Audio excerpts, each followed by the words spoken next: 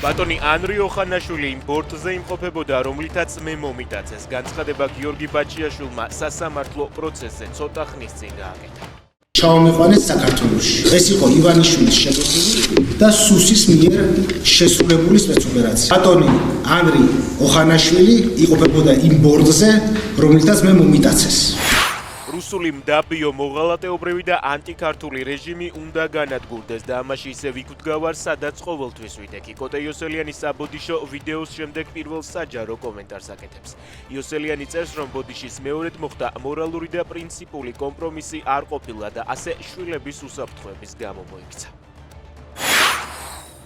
რუსები ამისთვის ძალიან სუსტები არიან, მათ უკრაინის დამარცხებაც კი არ შეუძლიათ, ამიტომ ნატოზე თავდასხმა ნამდვილად არ შეუძლიათ. თქვა ვიქტორ ორბანმა ფრანგულ გამოცემასთან საუბრისას. უნგრეთის პრემიერმა თქვა ისიც, რომ უკრაინა ომს წააგებს და წააგებს ევროპაც, რადგან პროცესში ზედმეტად არიან ჩართულები.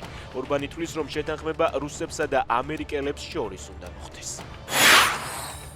უკრაინელები რუსული ტყვეობიდან სახლში ბრუნდებიან. ზელენსკი წერს, რომ უკრაინა-რუსეთს შორის ტყვეების გაცვლა დაიწყო.